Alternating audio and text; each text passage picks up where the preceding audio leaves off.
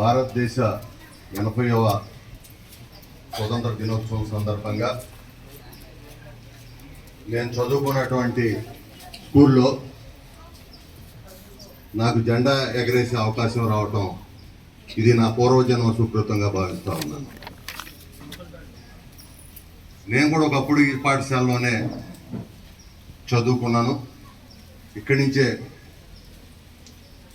మాకు మొత్తం ఈరోజు మేము ఇట్లా ఉన్నామంటే ఈ పాఠశాల, నా తల్లిదండ్రులు, నాకు విద్య నేర్పినటువంటి నా గురువుల యొక్క పుణ్యఫలం అని చెప్పి సందర్భంగా తెలియజేసుకుంటూ, ఈనాటి కార్యక్రమంలో ఉన్నటువంటి ఈ పాఠశాల ప్రధానోపాధ్యాయురాలు మేరీ గారు, అదేవిధంగా ఈ రోజున ఇన్ఛార్జ్ ఎంఈఓగా ఉన్నటువంటి పండిరాజ్ మోహన్ గారు, పెద్దలు మురళి గారు, నక్కలపూడి మురళి గారు, గ్రామ పార్టీ అధ్యక్షుడు గోపయ్య గారు, శ్రీనివాస్ గారు, అదేవిధంగా కిరణ్ గారు,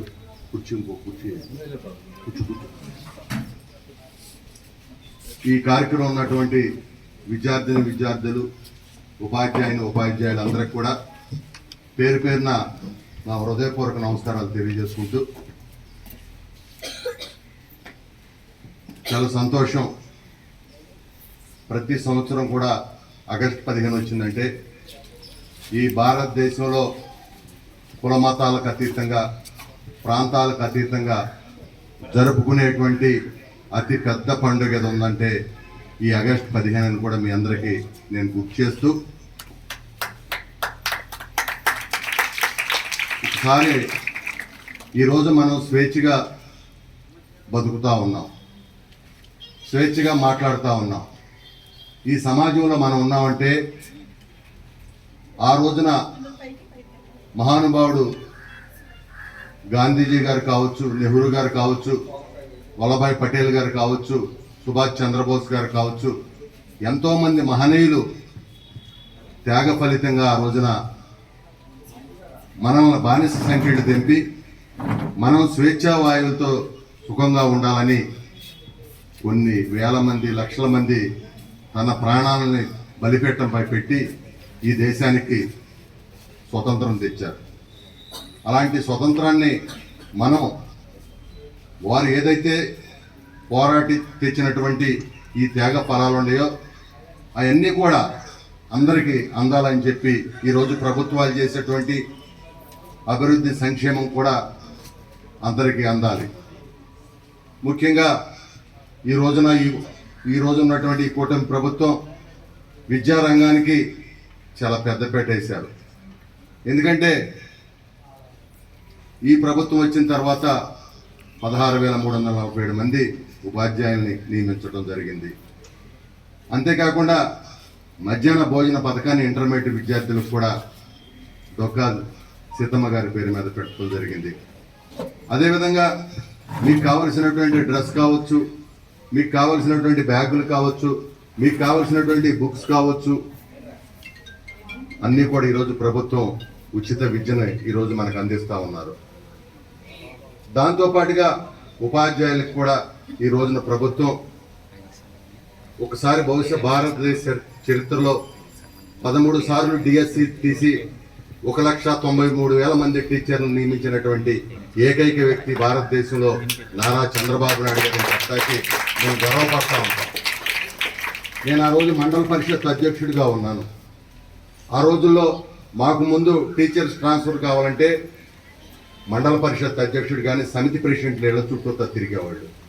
కానీ ఉపాధ్యాయులు ఎవరి దగ్గరికి వెళ్ళకూడదు, వాళ్ళు రాజకీయాలతో సంబంధం లేకుండా ఉండాలి, వాళ్ళకు ఒకళ్ళ మీద ఇన్ఫ్లుయెన్స్ ఉంటే ఇబ్బందులైనటువంటి పరిస్థితులు ఉంటాయని చెప్పి మొట్టమొదటిసారిగా ఈ రాష్ట్రంలో కౌన్సిలింగ్ వ్యవస్థను తీసుకొచ్చి ఉపాధ్యాయులు రాజకీయ నాయకుల దగ్గరికి వెళ్లకుండా మరి వారి యొక్క అర్హతను బట్టి కౌన్సిలింగ్ ఏర్పాటు చేసినటువంటి గొప్ప నాయకుడు కూడా నారా చంద్రబాబు నాయుడు గారని కూడా ఈ సందర్భంగా గుర్తు చేసుకుంటూ, ఈ రోజున ఈ పాఠశాలకు కావాల్సినటువంటి మౌలిక వసతుల్ని మేము కూడా గత అనేక సంవత్సరాలుగా క్రమ పద్ధతిగా చేసుకుంటా వస్తూ ఉన్నాం.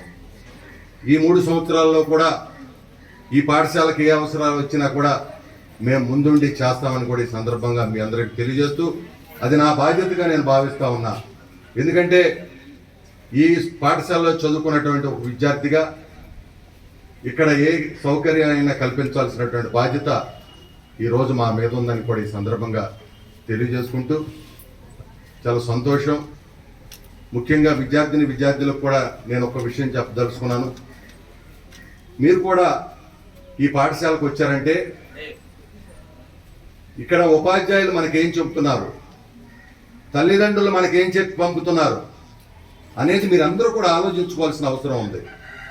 ఎందుకంటే ఈ రోజున నీ తల్లి నీ తండ్రి ఎక్కడో ఏ పొలానో పని చేసుకుంటూ ఎండలో కాయ కష్టం చేసి నువ్వు మాత్రం హాయిగా ఉండాలి, మంచిగా ఉండాలి, బిడ్డకి బంగారు భవిష్యత్తు ఉండాలని చెప్పి తల్లిదండ్రులు మిమ్మల్ని ఈ పాఠశాలకు పంపుతున్నారు.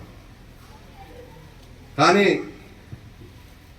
చాలామంది మరి ఈ రోజున నిన్నే ఒక పెద్ద ర్యాలీకి గుడివాళ్ళ నేను వెళ్ళా మాదక ద్రవ్యాల మీద. ఇవాళ రాష్ట్రంలో చూస్తే దేశంలో కూడా చూస్తే యువత మాదక ద్రవ్యాలకి బానిస అవుతా ఉన్నారు. మన తల్లి మనల్ని తన రక్తాన్ని ముద్దలుగా చేసి నీకు ప్రాణం పోస్తుంది తల్లి.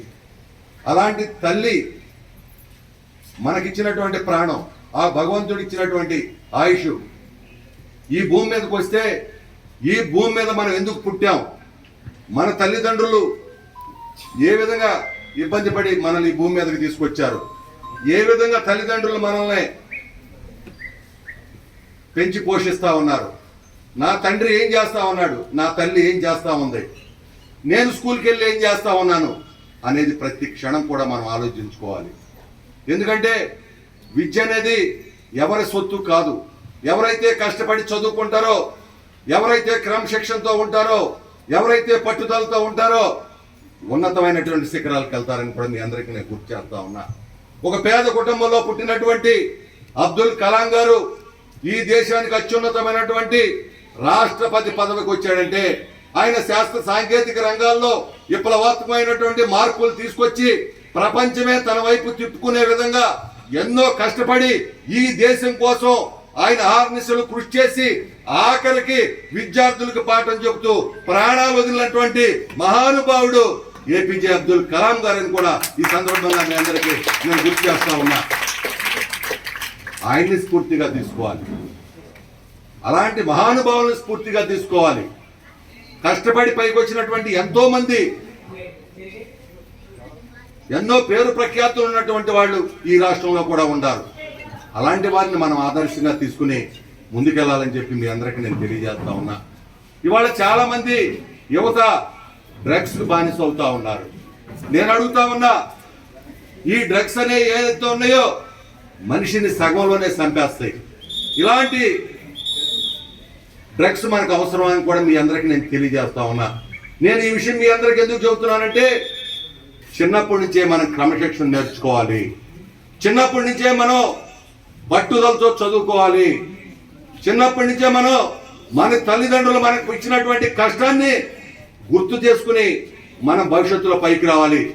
ఎవరైతే చదువుకునే దశలో కష్టపడి చదువుకుంటారో భవిష్యత్తులో వాళ్ళు సుఖపడతారు. ఎవరైతే చదువుకునే టైంలో అల్లరి చిల్లరగా తిరుగుతారో వాళ్ళు ఎందుకు పనికి రాకుండా పోతారు. ఈ రోజున ఇక్కడ మనకి ఎంతో మంది ఉపాధ్యాయులు కష్టపడి చదువుకుని పైకి వచ్చినటువంటి వాళ్ళు, క్వాలిఫికేషన్ ఉన్న వాళ్ళు ఇక్కడ ఉన్నారు.